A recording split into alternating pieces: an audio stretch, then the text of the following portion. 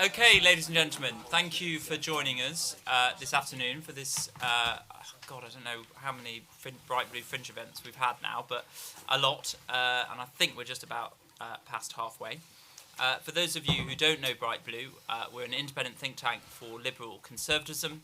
Our aim is to essentially defend and improve liberal society. We do that across four main research themes, so environment policy, social policy, education policy, and employment policy. We're doing this event in partnership with CropLife UK, and the title is Greener Pastures, Sustainable Farming and Food Security. And just to say, Bright Blue, about 4 or 5 years ago, published a report called A Greener, More Pleasant Land, where we talked about, once we leave the European Union and come out of the Common Agricultural Policy, how can we change the subsidy regime for landowners, land managers, farmers, so they're more incentivised to do ecosystem services, which of course provided the blueprint for the environmental land management scheme, which the government is introducing. So we'll be hearing about that because there have been reports in the press, not least from Helena, who's talking about the future of the environmental land management scheme. So it'd be good to hear from Mark, who's obviously in post at the moment about the future of that. If you're tweeting, please do use the hashtag #BrightBlue and hashtag CPC22. If you want to mention us in those tweets, if you're nice, then do use the Twitter handles @WeAreBrightBlue and @CropLifeUK. We've got people out there somewhere watching on the live stream, so hello to you as well. You can interact with this session by asking questions via the Slido link. Tell us your name, where you're from, and ask a question. If that's not working, because some people have had problems, then you can do so via Twitter by using the hashtag #BrightBlue, and we'll take your questions that way. So questions we want to explore in this session really is about the relationship between food security and making sure that we meet demand for food and balancing that with the environmental impact of farming, whether we've got the right policies and regulations in place to get that correct balance.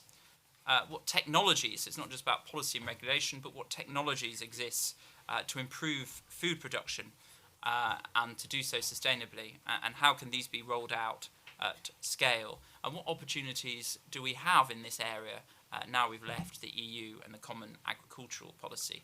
And then being really futuristic, thinking about things like precision and vertical farming and gene editing, and thinking about their future in farming and in food production. So, we've got a great panel, a very full panel. It feels quite cosy up here. I'm glad we've got the aircon on. So we've got Mark Spencer, MP, who is Minister of State at the Department for Environment, Food and Rural Affairs. Is also the Conservative MP for Sherwood, where I grew up. So you have to be nice to me. I think you left, so you can't my parents still live close by. Faye Jones, who was previously PPS to Mark, but is now PPS to the Deputy Prime Minister, and is also Conservative MP for Brecon and Radnorshire. Helena Horton is Environment Reporter at The Guardian. Cal Lischak, who is the Head of UK at ClientEarth. Dave Bench, who's the CEO of CropLife UK, who we're doing this event in partnership with. And last but not least, Rebecca Powell, MP, who was previously Minister for Nature, Recovery and the Domestic Environment at DEFRA, and is also the Conservative MP for Taunton Deane. So 5 minutes each from them, and then we're going to open it up to questions and contributions from you. So Mark, over to you. So I think this is the first event I've done where the panel is larger than the audience. I sat here wondering whether you were the panel and I was in the audience. But so 2 weeks into the job, I'm still sort of finding my feet. So I'm very much in listening mode. So this is a huge opportunity, I think, to certainly help me form some of my views. My initial assessment is what a huge opportunity, what a moment in history that we find ourselves in terms of the rural economy and agriculture and food. Certainly in my political lifetime, food security has never been this high on the political agenda, and suddenly everybody is interested in where our food is coming from, how it's produced, what our farmers are doing. And I think that presents us with a huge political opportunity to certainly shape the future and keep that profile very high. What I would say is that science is our friend, number one. I think that's a really important message to get out there, and we do need good data, good research, and understanding of what we do in terms of carbon and how that affects certainly not only the climate going forward, but certainly affects the way in which we manage land and produce food. And that has to be in a global sense, not in a UK sense. So, there is no point paying me as a UK beef farmer to take land out of beef production to plant trees if you're then just going to import beef from Brazil, grown on reclaimed rainforest, shipped around the world with aviation fuel to sit on the shelf where my beef would have sat. That doesn't make any sense. So we've got to make sure we get that balance right in a global sense. But I don't see that there is a direct trade-off between food production, agriculture, and the environment. I think they go hand in hand. They work together, and actually, when you get the environment right and agriculture right, they work hand in hand, and they are of a great assistance to each other. But farmers need to be profitable if they're going to do that. My grandfather, nobody paid my grandfather to make environmental improvements. He did that because he was profitable and because he believed in it and because he believed in farming not just for his generation but for generations to come. And I think that is at the core of the belief of all farmers in the United Kingdom. They don't want to farm for today. They want to farm for the lifetime of their grandchildren and make sure they leave a positive impact on the environment. They can only do that if they're profitable. Now, I think we do have an opportunity for government to shape some of that and to make sure that the schemes which we bring forward are delivering the right sort of outcomes, and that farmers understand that that will benefit them not only environmentally but economically. And so, there needs to be some education and some information passed to farmers so that they can tap into that and understand it. But in order for that to work, those schemes have to be deliverable, they have to be easy to access, they have to be unbureaucratic, and they need to be simple to implement in real life. And I think if we can get those things right, then we'll see farmers embrace those schemes and come on board. If we get it wrong in the short term and it appears over bureaucratic and over complicated and too much inspection and too much trouble, with world wheat prices as they are, I think we'll see farmers say, do you know what? I'm not going to bother with all that rubbish. I'm just going to grow wheat at £300 a tonne. I'm going to walk away from it. And we'll miss this moment. So we have to get this moment right. Otherwise, we'll come to regret that as we move forward. Great. Thank you, Mark.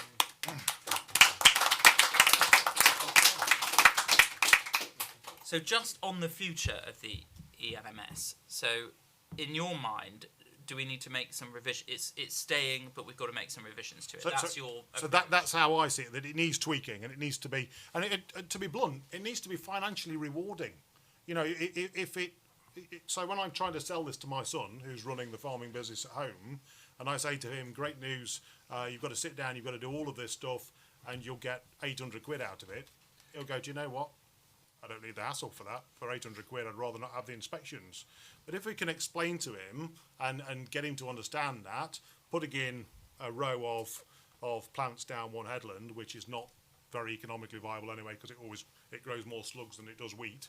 If you can plant flowers in that margin that will produce ladybirds and lacewings, that will actually reduce the amount of pesticide you need in order to kill the aphids that they will eat anyway, then actually it becomes much more attractive to him because it's economically viable, much more beneficial to the environment, and we can join the two things up. And I think there's a way of doing this as long as we get it right. Great, thanks, Mark. So I'm going to move to Rebecca. Reassuring words from Mark about the future? Yeah, thank you so much. And it's great to hear what Mark says. We both come from farming backgrounds, actually, and when I was in DEFRA, which I was so proud to do, I felt that I worked so hard to bring the farming and the environment agenda together, which, in fairness, I don't think we'd done very well before. And I suppose what I wanted to say was I'm interested to hear what Mark's saying about reviewing the systems, but I do think we must also remember that, we came into government, AA promising to reform the agricultural policy, but also we did say that we were going to stick to net zero and we were going to restore nature. And we have already demonstrated, I think, that we have been the greenest government we've ever had. And that has been within a backdrop of growth. You know, you can definitely grow the economy and still have look after the environment. And indeed, I think it's absolutely critical. We should not deprioritise our conservation agenda. And we've pledged to halt the decline in nature. Liz Truss, actually, the new Prime Minister, who I'm pleased to support, said within her leadership campaign, when she came to the Sen event that we went to, that she would adhere to that. And I suppose what I really want to point out is that the UK Food Security Report just last year did say that the biggest threats to domestic food production are in fact climate change and ecological decline.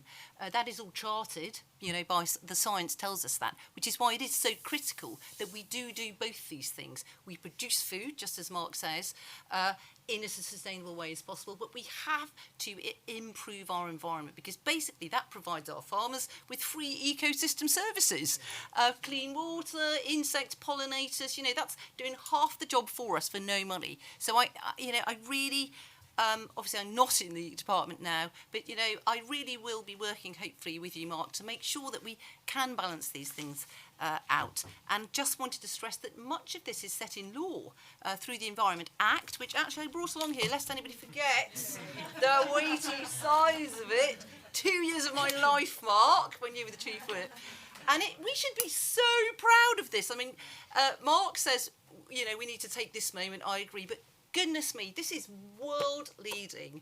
I've been out recently to some international conferences, and people are looking at this. And we have got a whole framework set in there that actually we voted for, and it sets us on the trajectory and the framework with targets for improving nature, cleaning water, cleaning air, all of those things, and then introduces, it embeds environmental principles into all of our policies across government. And that target to halt the decline in species is right in there, up centre. And this is where we then, and it's got other things, we've got to put back 10% more nature than was there when every development started. That's biodiversity net gain. We've got to have local nature recovery strategies so that all our local authorities know where they're going to put the nature, work with the farmers, put the food, do both, all of those things. You know, it's all possible. There is a plan. And then we're going to update our what's called our Environmental Improvement Plan, which was our 25-year plan, in January, about looking at elms. I mean, I was really involved in that. Remember, I wasn't the farm minister, I was the environment minister. And I would honestly say that I was the person trying to bring the two things together. But we have to, elms is a key delivery tool for improving this nature whilst having food security. I mean, as I say, I grew up on a farm. My sister's sitting there in the audience. She can vouch that we, you know, reared chickens and, you know, worked on the farm. You know, I know how it works. I regularly go out with my brother to investigate whether our policies are going to work. Mark is right, though. Farmers will follow the money. You know, they've got to make a living. We want them in the countryside. They do a great job. They're fantastic stewards. They manage 70% of our land, farmers and landowners. And the Sustainable Farming Initiative, if we keep it that way, is actually going to do so much to encourage farmers. They will be paid for soil management and things, in fairness, they ought to be doing already. Soil management, cleaner water, flood control. So many farmers have said to me, can we be paid to hold this water on our land when it gets wet? There's going to be ground cover, legumes, integrated pest management and biocontrols. I actually think we should probably up the innovation and the tech side of it, but all of that can come into these schemes. They shouldn't be separate. They should be part of it. And they've got, just to finish off quickly, because I'm now going to run out of time, within the plan for elms, there are two other tiers. There's the local nature recovery section, and I do know that lots of farmers and private investors are watching that and waiting so that they can put money into things like credits for carbon, biodiversity credits, all of these things that are going to be part of our market and farmers will be able to make money out of. And they're watching and waiting, and they do need certainty. So what I would urge is we don't suddenly change everything too much, because we've got to get on with this stuff. And similarly, the landscape recovery scheme is a big scale recovery, and in my view that should only go on very unproductive land, not grade 1, 2, 3 land, and because that really does need to be protected in my view for growing food. And I do actually think if we're going to look really closely at food security, we do need to look at where we're putting solar panels, what land we're taking out for bioenergy and biomass. These are big, complicated conversations we've been having with other departments, and in my view that's where a land use strategy would come in incredibly helpful. Let's just look at it. I studied this as less spray, so that's the direction we need to get to, and that's where these pollinator strips and so forth will be incredibly helpful and will help us reduce our use on fertilisers and chemicals. And also what we have to remember is the Treasury guaranteed the money. We do need, as Mark says, to make sure farmers actually access it. We do need them to get on and use it, so it does need to be attractive to them. And anything we can do to make that work for the future of sustainable food production and looking after the ecosystem service, they should not, in my view, ever be separate. I'm happy to keep working with government to make sure we get to the right place and hit our targets. Brill, thanks Rebecca. I'm going to bring Helena in now.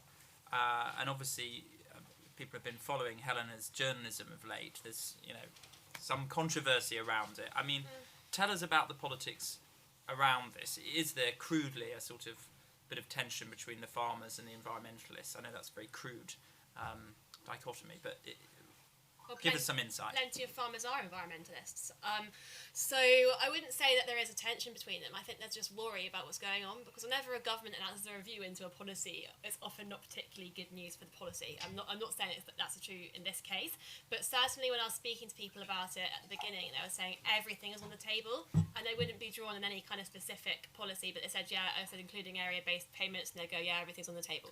And I guess that's because when you start a review, maybe you can't prejudice it. That could be why they said that, but that is what was said.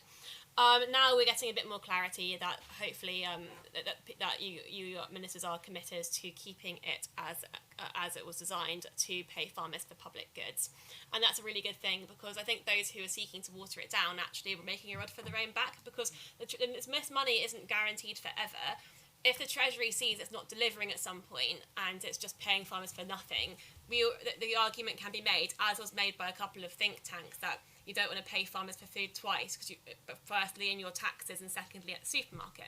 But if you're paying them to produce a public good that everyone can enjoy and that improves our environment, obviously there'll be more outcry if that payment is cut. So actually it's sustainable not just in terms of the environment but also for the long term.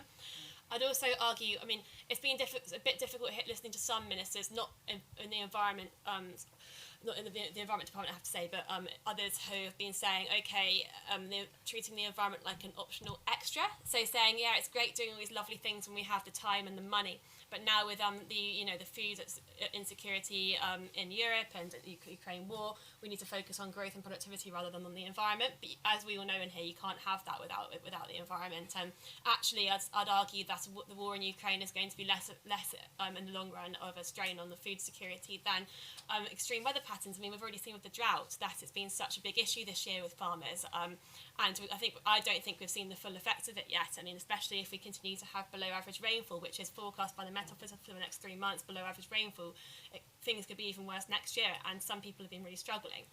But there's a flip side to this. So we're talking a bit about innovation and technology here.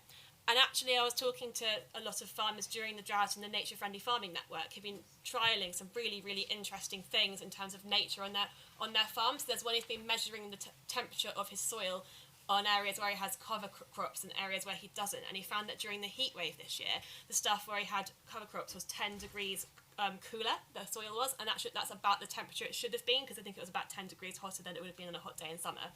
I spoke to a farmer who's using olive trees to kind of hold the soil together in areas where it's really poor quality and hopefully improve the quality of the soil. And they've had really good results already, a couple of them. And I was thinking, that's innovation. It hasn't got to be in a test tube or a new machine that you can buy for it to be innovation. Nature is that working with nature might not seem fashionable. You can't buy it on the shelf and you can't really sell it. But actually, actually it is innovation, it's really exciting. And I think that if you could buy it in a test tube, you'd have Rhiannon on the stage over there saying this is a great British innovation, I'm going to sell it, I'm going to make sure every farmer buys it. So actually I think we need to be talking about that, and I think we should be listening to the people who are actually doing it, because plenty of people are actually doing a lot of these nature recovery methods of farming already, and I think they know what they're doing and they're getting on with it. And I think that if they were, maybe instead of being told what to do, other farmers might want to speak to each other and they already do, but maybe on a wider scale, and have them come and go and visit each other and say, here's what I'm doing and here's how I've managed to do, how I've managed to achieve this. So I'd also, in terms of the politics behind it, because you asked me about the environment groups, there's just a worry that this government, not all of the ministers, obviously not in the environment team, but in others, are not as well versed or as openly enthusiastic about environmental measures in the last administration. I think that's fair to say. And I think there's been a lot of focus on growth, and the environment keeps being mentioned as an afterthought. And there is a huge fear that a lot of the good things that we did in the last government are going to get stripped away because of an idea of growth. And I think that the environment can't come second. Actually, there is no farmed environment without an environment to farm in the first place. And it's the same with net zero. Like, that's being reviewed as well. And if there actually isn't that much time to sit around twiddling our thumbs and reviewing stuff, we have to actually start reducing our emissions now.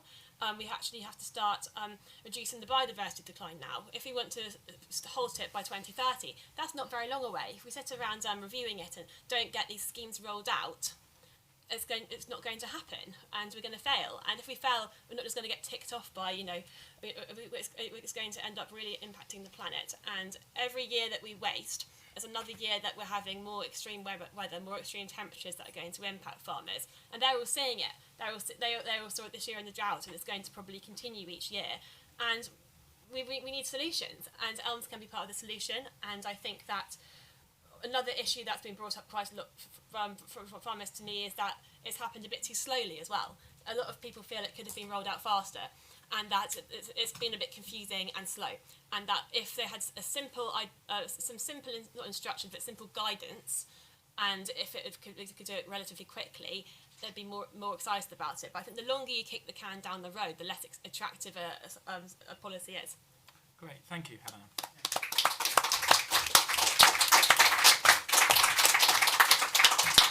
So in the Committee for Climate Change projections to get to net zero emissions, there's obviously some stuff around reducing consumption of meat, and that being important on the sort of journey to net zero. So thinking about the demand for meat, do you think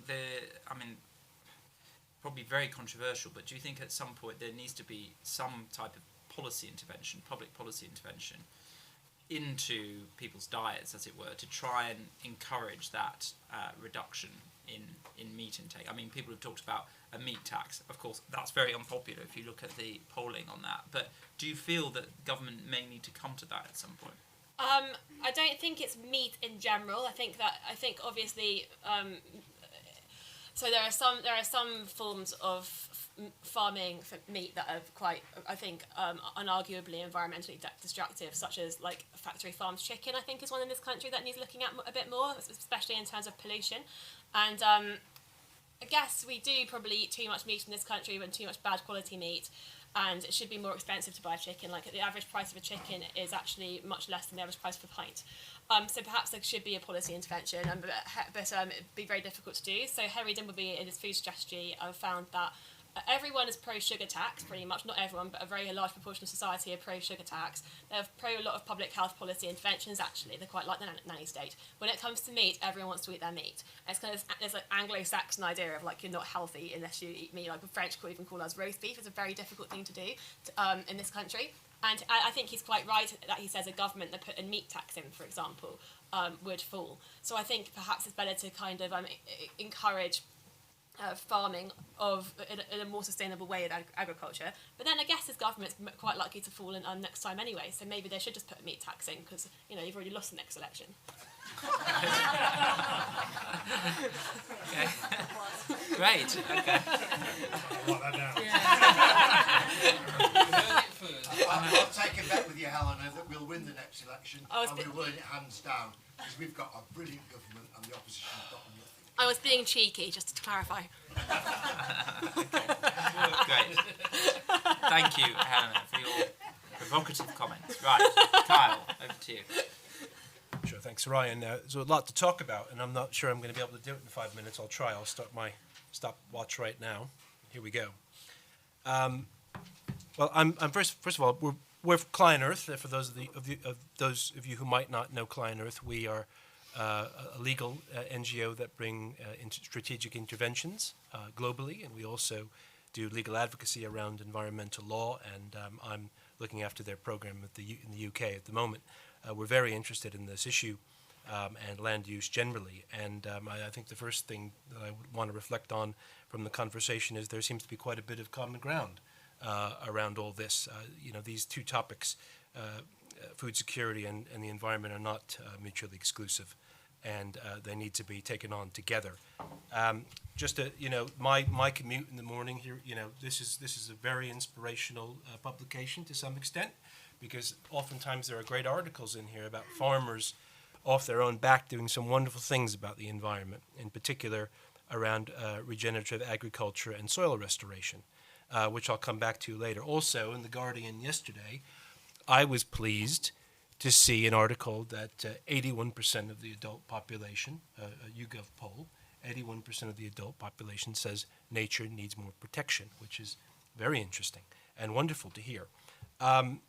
So I just want to make my point here, despite all the nice things we've heard, is just to make the point that we don't want to be in a position where political rhetoric around choices, food security, agriculture, and the environment become mutually opposed to each other, because that drives risk around what then happens with policy and law. And we're of course interested in what the law looks like when it's fully developed to that end. So a potted legal review. I'm looking at the clock here. A very quick legal review of the last 5 years as it relates to agriculture and the law. Of course, the Theresa May government had the 25-year plan in place. That's now on statutory footing, of course, under the Environment Act, which is great. 21 years to go, by the way, on that plan. Only 4 years in so far. And the quote from that plan that I want, I'll remark on is finding the balance of incentives and regulations. Now that applies to everything, including agriculture. It talks about improved standards around clean air and water, and it recognizes, amazingly, that there are some nuggets or beneficial areas of EU law that should be retained and strengthened on the environment. That's interesting. That's in there. That's a quote from the document. Then you have the Boris Johnson Conservative Manifesto 2019, where he says we're going to pursue the most ambitious environmental program of any country on earth, that's a nice sentiment. So that's good. That's in there. He also remarks that there's going to be high standards for the environment and to crack down on pollution. Another nice message. And then long before Vladimir Putin showed up and the current economic crisis started to unfold, there were some other voices that came into the picture. And we have the 2021 Task Force on Innovation, Growth, and Regulatory Reform, which was brought in as a policy approach suggesting some deregulation in the economy, but saying we were going to continue with a gold standard on the environment, so recognizing that. We then had the Better Regulation Reform Consultation and Policy, which reported earlier this year, in which stakeholders said, let's keep making the environment a top priority. So where are we now? Well, we've got a, thank you for mentioning the Environment Act, which we look forward to the continued implementation of.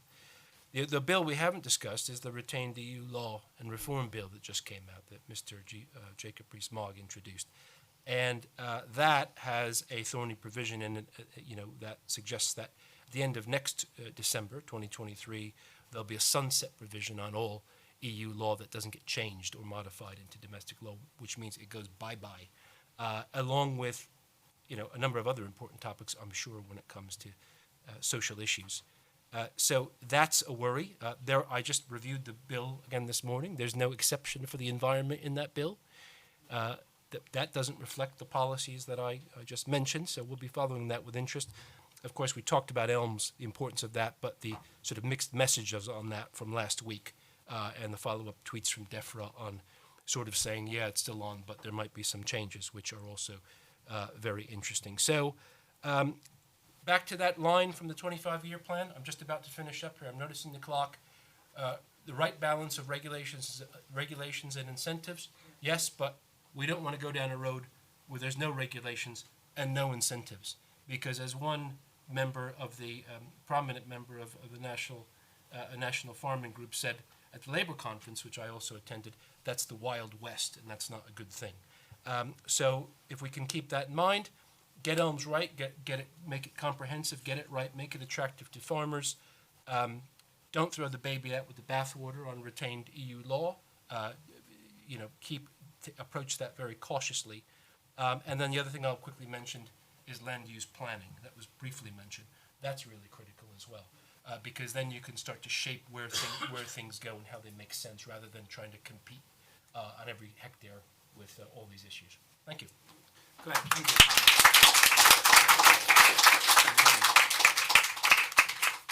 Only 1 minute 30 seconds over. Yeah, Which I'll one let you off. Great. Okay. Faye. Thanks. Thanks very much for having me. Just by way of an introduction, I should say that I represent Brecon and Radnorshire, which is the largest constituency in England and Wales. I have over 1,100 square miles, but I have only 55,000 people, but probably about 50,000 sheep as well. So we are beef and sheep farming country, and no Conservative government that I'm a part of would ever introduce a meat tax. It certainly would not work in my part of the world, because farming is very much the heart of the rural economy in Wales. And so I just wanted to make a couple of points, because I know we're slightly short on time. I've got 7 livestock markets in my constituency. I've got 4 supermarkets and 7 livestock markets. And I spend a lot of time going to talk to my farmers there. And the overwhelming feedback, and farmers are not backwards in coming forwards, the overwhelming feedback that I'm getting from mine is this sense of not being valued, not being wanted, not being respected. And I think that is something that I would really like to see change. I really do think we need to get after this narrative of food security and make sure we all understand that a government's first priority to its nation is to keep it secure, keep it safe, and that must include food security. So that means a focus on food production, but it should never be to the detriment of environmental delivery. These two things go hand in hand. And my farmers, if you come to any farm in North East Radnorshire or wherever it might be, you will see farmers working hand in hand with the environment. You know, we have a huge amount of, I've got the national parks and I've got hills that are grazed by livestock, and it is a perfect virtuous circle. We haven't had as many problems with drought this year because our hills hold on to the water, and that's great for the sheep. And it is just, Mark said earlier on in another session that farming works in circles, not in squares, and it is a perfect virtuous circle in my part of the world. So I would like to see that narrative change, because they feel very attacked. And it's not just from government, I'm afraid to say, it's from the media, it's from some corners of social media, it's from some environmental NGOs as well. I really would like to see that change and a real focus on working in partnership. And just to give you a slightly different perspective than we've talked about today, I have to contend with the Welsh Labour government, who control agriculture and environmental policy in Wales. And so my constituency, with 65 miles of the border with England, we really have that jagged edge of devolution where the two different systems butt up against each other. And we're talking about innovation today. I'm really sad that the Welsh Government will not embrace gene editing technology. Even though I've got beef and sheep farmers not arable, I think my farmers could really benefit. That reduction in inputs could really have a huge benefit for the environment. So I'm really sad that we are not going to be able to benefit from that. And to give you another example of how I think farming and the environment does need to go hand in hand, the new agricultural bill that we are going to have in Wales contains a mandatory requirement for every holding in Wales to have a 10% tree plant canopy of trees, which is a fine initiative. The right tree in the right place is something we all welcome. But if you don't reach 10%, you get nothing. So again, to Mark's point about making this valuable, making farmers want to get involved in those in agri-environment schemes and initiatives such as tree planting, why on earth should we have this arbitrary target of 10% when actually we should be encouraging everybody to plant more trees in the right place and increase our tree canopy right across the country that way? So I just wanted to make the point that with targeted holistic policy making, you can easily deliver those both objectives of food security and environmental benefit. And Rebecca is absolutely right to point to our Environment Act as the gold standard for legislation that does work in harmony. But where I would really like to see change, and that tweak that I think all of us need to recognise is on the narrative, because I think without a domestic food supply, which is something we all need to rely on, I think my constituency would not have, there would be no point to come to the Brecon Beacons National Park and see our amazing mountains, because somebody's got to be there to manage that landscape. So, yeah, I think that's Great, thank you, Stop. Kay. Thank you. So gene editing, a sort of two big things, I suppose, from leaving the EU. One is around the subsidising farmers, but also the potential for gene editing and diverging from EU regulations and law on that. In terms of the future of gene editing, in terms of consumer confidence, what sort of regulatory framework do you think needs to be put in place to enable that and to inspire confidence?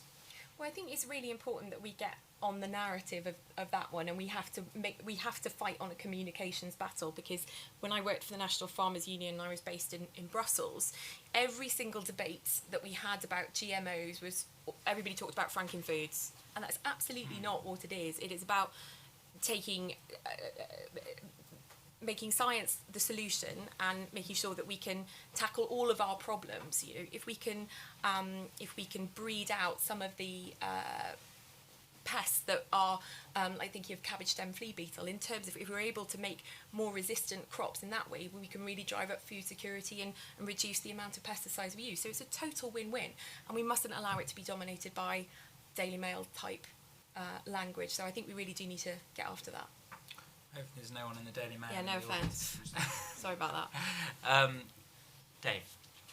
Right, thanks. I always knew that going last would mean that everybody had said all the things I wanted to say. I find myself agreeing with everybody in some measure, but perhaps not completely.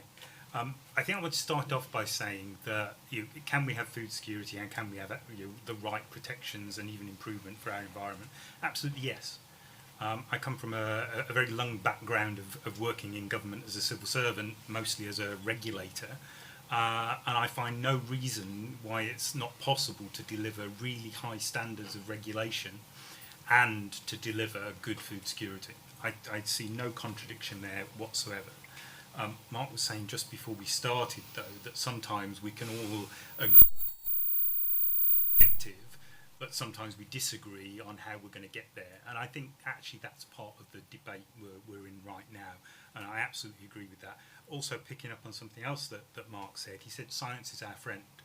I absolutely agree. We need to follow the science, follow the evidence, so that we do the right things and that we give our farmers the right information to enable them to do the right things.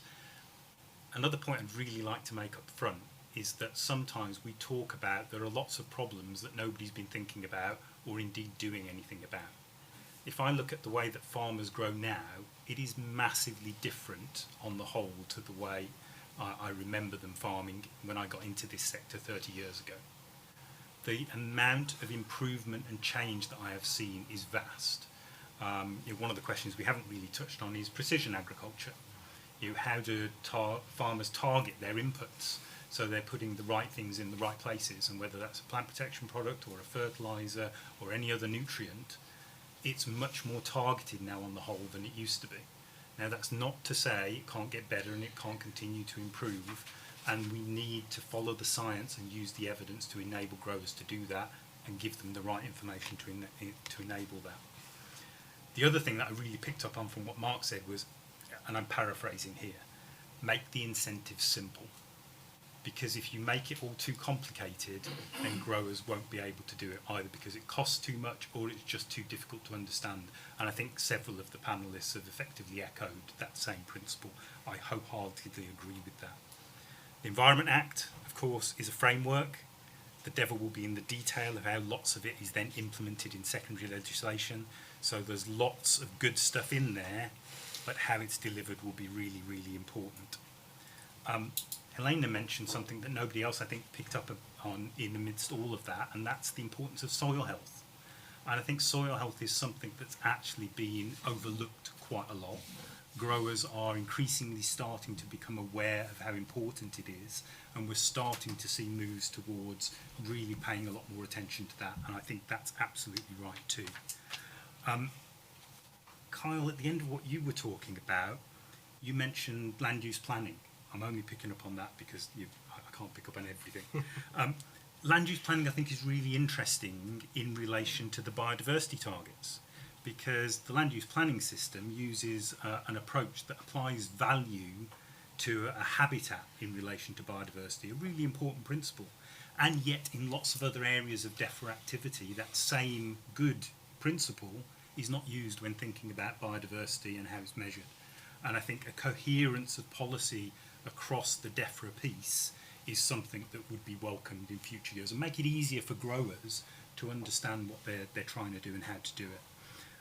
And Faye, at the end there, you talked about something that I was going to mention too on the devolution side of things. It's really important in this post-Brexit world, which has increased complexity in many ways, that we try to look for simplicity across our 4 countries. And if we can't give growers a common message across the 4 countries of the Union, then it's going to be really difficult to get them to do the right things. Particularly those that are on or near a border, it's going to be very difficult for them to understand the right things. So joined up policies across UK government and the devolved administrations is going to be really important in the environmental and agricultural area as we go forwards. And very finally, I'm glad you picked up on gene editing, because it's an example of both of those things. An opportunity post-Brexit, but also one which is now, at the moment, England only. And that's not a desirable future for any of us. Thank you. Thank you, Dave. Yeah. Okay, enough from us. Over to you.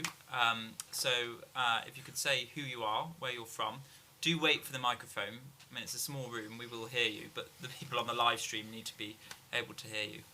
And people on the live stream, please do use Slido to ask questions, and also use, if you're struggling with that, use Twitter and the hashtag #BrightBlue.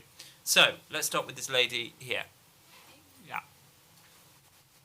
Hi, is it on? Yeah. Annie Evans from World Animal Protection. So this is for Mark Spencer, but if anyone else wants to input, that's great.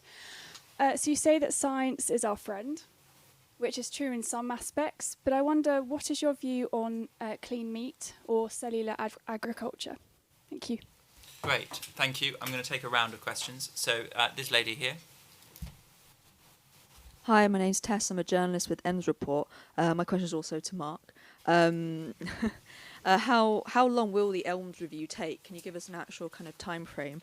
And can you say concretely whether or not a return to land area-based subsidies is actually on the table or not? Okay, another question. Hopefully not just for Mark. Yeah. It's a question for all. Yes, yeah. Take the mic. 2 things. Mark Winnington, I'm a farmer, firstly, and county councillor in Staffordshire. For me, as a farmer, there's 2 things that I think...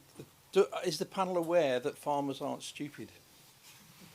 They've worked out the food security thing. The Donbass and all that's going on over there, it's all about food security, because if you can control the food markets, not particularly for the UK, but for the third worlds, you can control the world and what's going forward. So it is important that we look at food security. And as farmers, we know that. That's why the price has gone from 150 to 300 pounds a tonne, because people are worried. If you're starving, you're concerned. That's the first one. The second one is, as farmers, we keep getting this deluge of you should do this, you should do that, you should do the other. Farmers are as close to nature, and Mark will know this, as anyone else. You can't fight nature, but you can work with it. And if you work with it, you then get advantages. I've started using biosolids to get microbes in the soil. Other farmers are doing the same. If you work with it, you get greater productivity and greater profits from the enterprises. Thank you. Great, thank you. I'm going to take the 4th point as well. Thank you for yours. Anybody else? So this lady here, right at the front. Thanks, Johanna. Thanks. Hi, I'm Alyssa Swinghurst. I'm a Herefordshire County Councillor, and I chair the River Wye Nutrient Management Board. So I would just sort of say, as an example, if we get out of balance between economic growth and food production and the environment, you can see what happens if you look at the River Wye. And actually, ultimately, the cost of that, the cost of to the housing industry, it's millions and millions and millions. So even if you were looking at it in purely economic terms, it's not a good idea. It's not the way to go. So what I'm interested in is we talked about the balance between regulatory and incentives, and it is really important to get that right. So does the panel think that we've got the balance right? If we're looking at specifically the regulations on, say, farming rules for water in relation to excessive phosphate application, bearing in mind guidance 2.2, whether that's going to work in the Wye, in the context of the River Wye. And the other thing is that when we're looking at incentive, and while we're reviewing elms, are we looking at it through a kind of catchment-based approach where the specific requirements of a catchment which has a specific problem, specific soils, can be addressed by stacking elms payments on land where the maximum benefit can be had for the river to deal with the problem that we have? Great, thank you. Very detailed question. Great. Mark, a lot to answer there. Yeah, so test tube produced meat, I think, was the. If I'm honest, as a consumer, I'm not sold on that. I don't see myself rushing to McDonald's for their latest test tube produced Big Mac. I quite like the thought of that cow walking around a field and enjoying its liberty before reaching its final destination. If I'm honest, so I'm sort of yet to be convinced by that technology, but. You know, I'm trying to keep an open mind as I can, but I think you've got a way to go to get me there. Area payments, I think. Let's look at the whole thing. I think we're in very unusual circumstances at this moment in time, where food producers are under huge pressure. Clearly, that review is ongoing. I think we'll probably see the results of that review in November-ish. So we're quite keen to get on with that, because I think people, landowners and farmers, need certainty, need to understand where they're going. So, you know, I think that's the sort of timescale that we're looking at.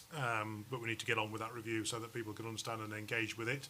And that is, you know, clearly going through a very intense scrutiny at this moment in time. What else did we have? Food security. You know, we understand what it's like to feel food security for the first time, I think, in 3 generations. You know, my grandmother probably would have understood this much better than certainly my children do, because they've grown up in a time. In fact, I've grown up in a lifetime where food has always been there and has never been a challenge. And for the first time in 3 or 4 generations, we're going to really understand what food security is about. But that is an opportunity for us as food producers and as a government to influence the direction of travel. And then the very detailed question on the River Wye. I think there is, again, a real opportunity actually in changing some of the incentives spray, because I think Minette is involved in a similar scheme down there. Yeah. Yeah, on that, can I just chip in on the River Wye, because obviously I've got quite a lot of it that goes through my patch. The Wye flows from Wales to England back again, and I would just make 2 points, and also massive thanks to you for everything that you have been doing on the Nutrient Management Board, but we really need the Welsh Government to come to the table on it.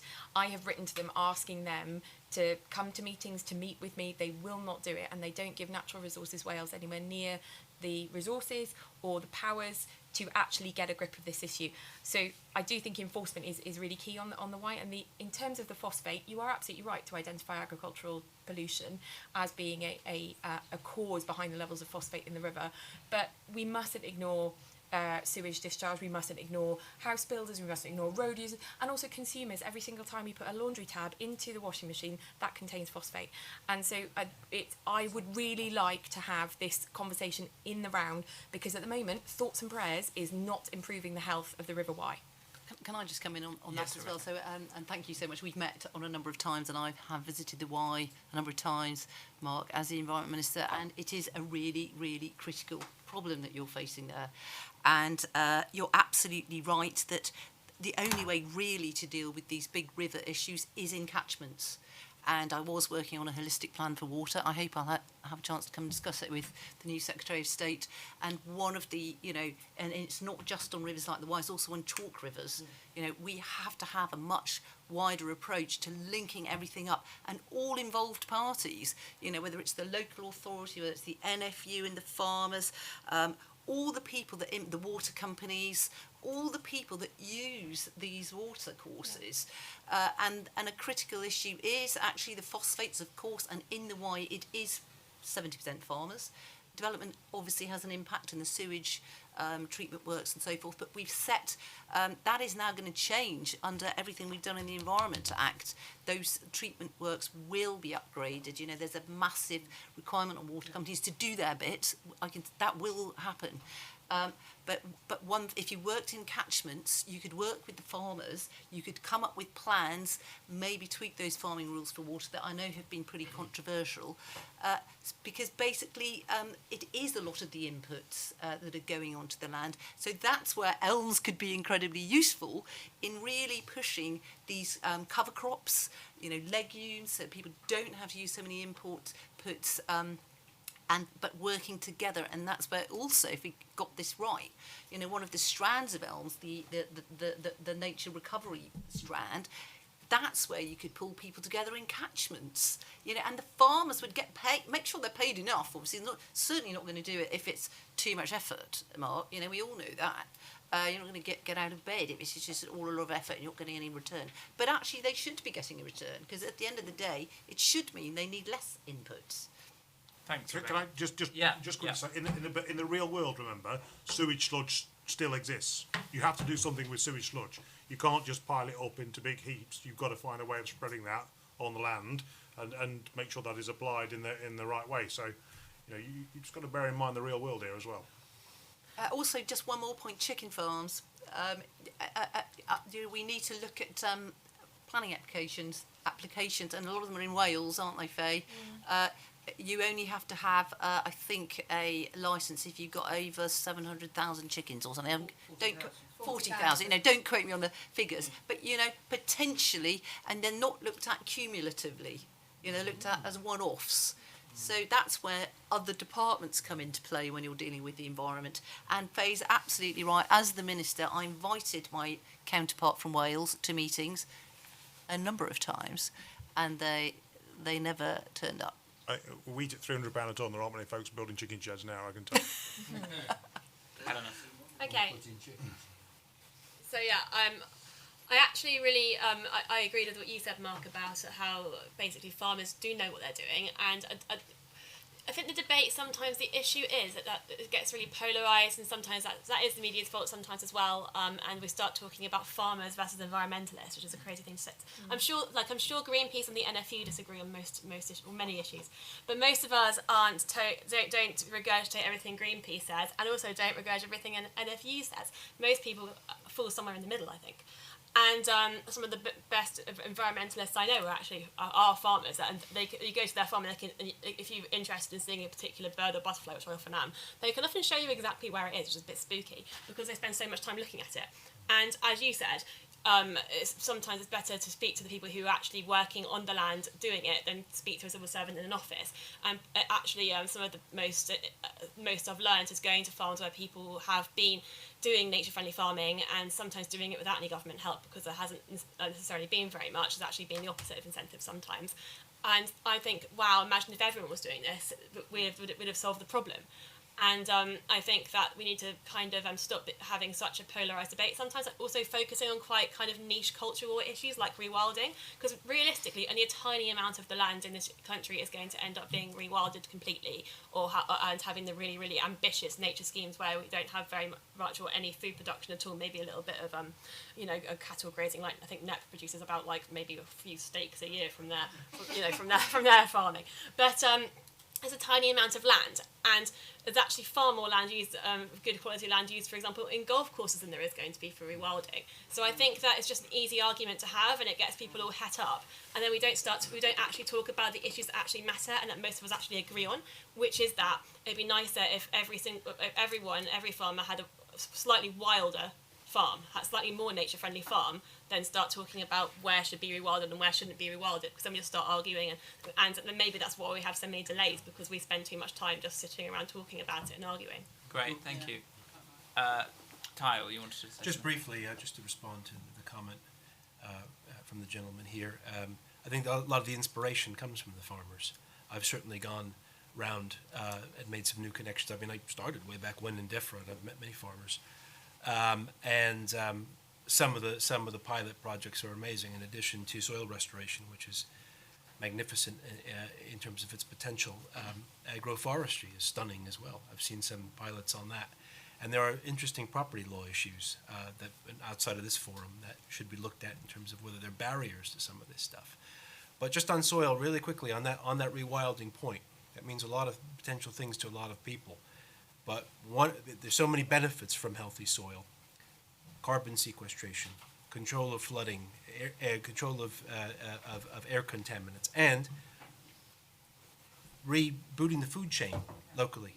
Now imagine that's done nationally. And I think the point for me is, of course, the good ideas come from farmers, but the key is getting government to adopt those approaches, pay for them in a widespread enough way to where it really makes a huge difference. I think that's the point. Great. I'm conscious of time, so I'm going to take some more questions and comments, and we're coming dangerously close to a consensus here. So give us some questions and break it up. So this gentleman has had his hand up a long time, so you go first. Thank you very much. I'm Mark Tufnell. I'm president of the Countryland and Business Association, with members who own and farm half the land in England and Wales. We have 28,000 members. I am myself a conservation farmer, and I fully understand about sustainable farming and food security. I think food security needs to be unpacked a bit, because we produce most of the food that we actually need to eat in this country anyway. There's quite a lot of stuff that we eat that we can't really grow, like bananas, which get thrown into the percentage, which we should discount.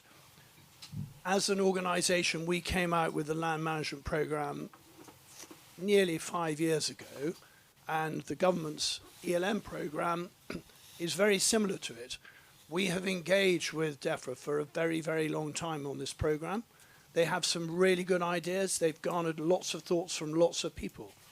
And my urge is to take what's there and push forward and accelerate it, get decent payment rates out there, and then farmers will take it up. As the gentleman at the front says, we're really good at filling out forms. I've been filling out forms since 1992. They're complicated, but I get paid a lot of money for filling them out, and I'm really good at it. So give me a form, Minister, and I'll fill it out, but it needs some proper money. Thank you. Great. Thank you, Mark. This gentleman here. Thank you. Hello, I'm Graham Hutton. I'm a county councillor in Staffordshire. British farming for the last 300 years has been breeding better animals and better crops. We are world leaders at it. It's genetic manipulation, if you like, and our cattle produce far less methane than cattle in Africa, which shows that gene editing is not a bad idea at all. So I don't understand why so many people are against it when we've been doing it for 300 years quite successfully. Thank you. Great, thank you. Any other contributions? This gentleman here. Hello, Lewis from Nestle. Welcome your views on the role of private business in paying for more sustainable agricultural methods, and how that can be encouraged more broadly and not just left to the biggest businesses. Thank you.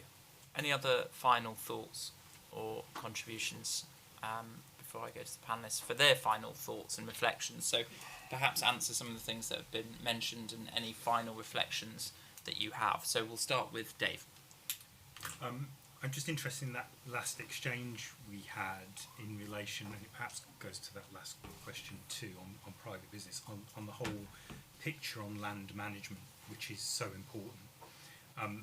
We can get focused, and we have a little bit today, on what does that mean in relation to farmland and around farms. And actually, there is an important question there, and I quite agreed with Helena's point when she said, let's have nature-friendly farms. I like going to a farm and seeing how it's been farmed well, that's sensitive to nature. but he's also productive. And there are loads of farms like that, and that's great, and we should have more of it. But there are lots of species, when we think of the DEFRA biodiversity targets, that have got nothing to do with farmland. And we don't seem to be following the science. And the science always tells us, if you are interested in a particular species, think about its habitat. Make sure it's got enough of it, the right habitat in the right place. And we don't seem to have a coherent set of policies that look to the longer term future and say, how are we going to make sure we divide our landscape up in the right way? What are we going to give our land to, whether it's agriculture or anything else, in order to have the right mix of biodiversity, nature, however you want to describe it. And I think when you come to the question of, well, what can private business do? It's all about government setting the right agenda and setting the right incentives. We've been talking about incentives from the very narrow perspective of agriculture and farmers. It's broader than that. It's much bigger picture, and it's about how government sets the incentives for private business too. All the companies that I represent, for example, will change their behaviour depending on the policy approach that government sets out. So it's for government to lead and the rest of us to work with that. And of course we're happy to have the conversations with you, Minister, along the way as to what we think can work best. Great, thank you, Dave. Kyle. Wow, just to make the comment about private business, I mean, what opportunities there around influencing the supply chain, the issues in the River Wye, for example, a perfect forum for the, subject for that discussion. I think the other thing around private business that's interesting that we haven't touched on today are these emerging environmental markets that are out there for carbon and other things, and the extent to which there is or is not public engagement in that process. A lot of it seems to be offsetting, neutralizing impacts, whereas perhaps in future there could be something around net benefit in those schemes. We won't talk about how that might be achieved today, but net benefit so that there's less burden on the taxpayer for some of these improvements in the countryside. And other than that, I'll just say there was a lot of positive talk here today, but we'll be, ClientEarth, we'll be hoping and watching that things continue to progress as discussed. Thank you. That was politely menacing. Rebecca. As ever, I know all about ClientEarth and their court cases. Yeah, just to that point, obviously, as you're well aware, there's been a huge amount of work going on, and actually I know the CLA have been very engaged in this market. The market for carbon credits, biodiversity credits, woodland credits, and so forth. And that's why I stressed earlier that certainty is so important in getting these systems moving. And actually, one of the points of ELMS and the money that, and I believe one of the reasons Treasury sort of guaranteed the money was that they could help to unlock other funds in this private market, and that's where our natural capital assessment done by Dasgupta is so important, because it's helping to evaluate, what is all this stuff worth? Why do we need it? I kept stressing we need functioning ecosystems. That means healthy soil, and we finally got soil on the agenda. That was not on the agenda when I first came to Parliament. So I'm enormously proud of the work we've done on soil to get that bang in there in the new systems and schemes, rightly so. But it's, we have got this massive, we mustn't forget that we do have a nature crash in this country. We actually have some of the worst nature in the whole of the world, which is unbelievably shocking, really. And it's not the farmers' fault, it's just the way they've been paid and the way the systems worked, and the CAP didn't do us any favours. So we do have to get that right. And I know the farmers, do know what they're doing, and I've been on some fantastic projects that I've looked at, and one of them is, I don't know whether anybody's been to a farm called Polybell Farm, and it's had quite a lot of DEFRA money for research, but they're doing so many good things. It's on over in the east of the country on peatland, effectively, and they're doing a lot of work to try and re-wet it, because that's going to help all our water table and water holding and so forth. But they had a couple of really interesting things. So this is where I think tech and science is so important. They created a big farm reservoir, and we need more of those. That's another thing the farmers could get paid in ELMS for. We need to sort our water situation out. We simply haven't got enough water in in the right places. So they'd done a great big farm reservoir, and on it they had floating solar panels. What a good idea! Not on the precious land, on the water, and the birds still loved the water, so they came onto the water too. Those panels were going to fuel vertical farming. How brilliant is that? And they also had loads of kit that they'd invented, little computerised, they're like little robots on runners, going up and down the crops, powered by solar panels, and they were zapping the weeds with rays of light, not with chemicals. You know, so all of this is absolutely happening already, as the gentleman over there says. You know, and some of this has been grant funded, but I do know there are lots of other farmers experimenting with these things. And so, you know, I'm totally optimistic about the future and where we can get to. Good stuff. Thank you, Rebecca. Helena. Yes, I mean, thank you for the reporter from El's report for asking Mark. I should have asked him that myself, actually, about when the date for the review is happening. I'm looking forward to hearing the end date. And also, it was interesting to hear that he didn't deny that there could be area-based payments on the cards. But apart from that, it's been really interesting, actually. We're quite lucky to be in a position where we have this discussion going on. I think a lot of countries are looking to us to see where we end up with elms. We've got a really unique opportunity after Brexit, and how amazing would it be if in a few years' time we have a world-leading system that improves biodiversity, also improves food security, and other countries start copying us and we get to be the world leader we keep talking about being.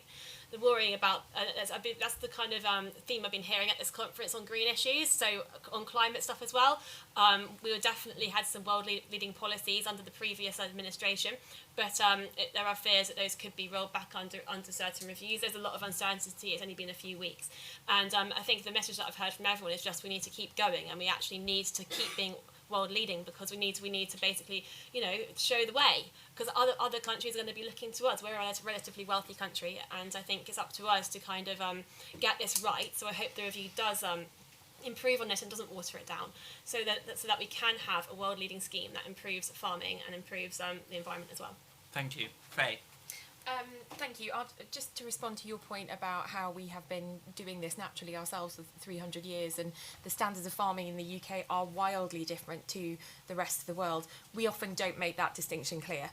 The media does not distinguish between upland livestock farming that you get in my constituency and the type of ranch farming that you see in South America. And my favourite phrase is not the cow but the how. And you know, I think we need to take much more ownership, and as a political party, I think it's a political point for us. We need to be much prouder of the UK livestock sector and be much more in their corner. In terms of private business, you know, we have a massive problem in my constituency with farms being bought up for carbon offset, and you know, my farmers go tonto over this because you know it makes it absolutely impossible for youngsters to get on the market. And what does that say about food security? So you know, I think if we can do something in that space, I would really welcome it. Again, that would be something between Welsh and UK governments. But I think deregulation should not be a triggering word. It should not send people panicked to Twitter.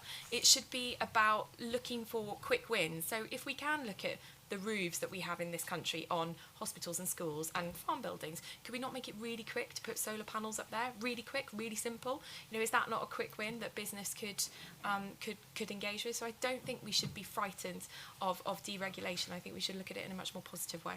Thank you, Faye. And then Mark, final words both for this event and on elms with you. Yeah, so I think just to pick up a couple of points there from Faye as well. So permitted development rights, I think, is a really good way of allowing people to put solar panels on buildings. I think farm diversification projects would work quite well with better permitted development rights.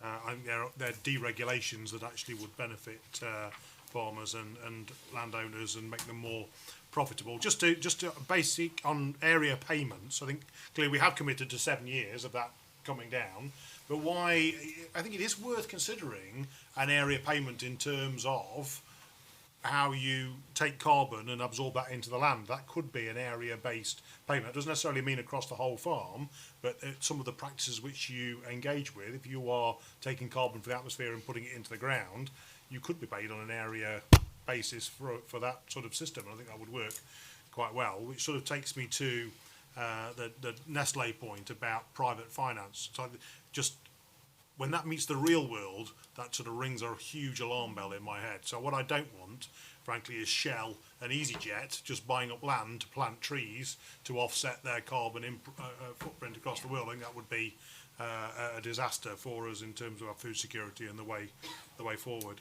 Just coming to Mark's point about give me a form. So I should declare my interest. I'm a member of the CLA, but I think Mark, you run a business which is very commercial and very savvy and very switched on. You're able to engage in that. You'd probably be able to engage Savills or Fisher German to help you in that process. There are lots of small farms, family farms, that are that busy farming, looking after the sheep, that they haven't really got time to look through a detailed bureaucratic process to be able to access and do the good stuff that we want them to do. So we've got to get that balance right, I suppose, between give me a form and make that form in a format that is able for them to engage with. I think my point was, if you get the right payment rate, yes, people will take up the offer. I actually fill out for myself. Yes. But if you put the right payment, say £60 a hectare for the 2023 standards, and you announce it in November, then you'll get a lot of traction. A lot of people getting into SFR. So I think we agree on more than we disagree on. Gene editing, I can tell you where we went wrong. Absolutely, at this moment in time, we went wrong because Monsanto came forward with a product that basically was made a soya bean resistant to glyphosate, and the consumer went, what? What's that got to do with me? Now, if we come forward with a product that said, here's an apple that prevents you from getting cancer, the whole world would have gone, do you know what? I need those apples. And that's where we made the mistake. So you've got, in healthcare, for some reason, science is brilliant.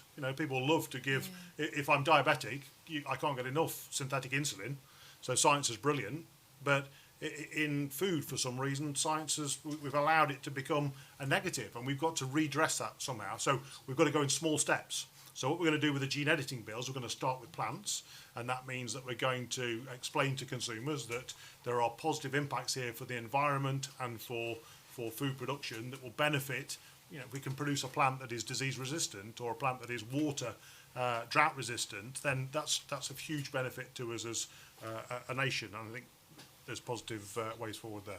Great, thank you, Mark. Thank you, everyone, for coming to watch this event. Thank you on the live stream too. Hopefully people are still watching somewhere, wherever you might be. Thank you to CropLife UK for partnering with us on the Fringe event. We're very grateful for that. If you're interested in Bright Blue more, you want to support our work, participate in a lot of the activities we do, please speak to one of the members of my team at the back about becoming a member.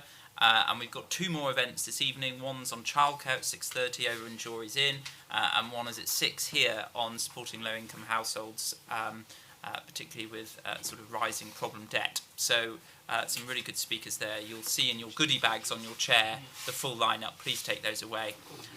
So if I could invite people to give a final round of applause to the great speakers.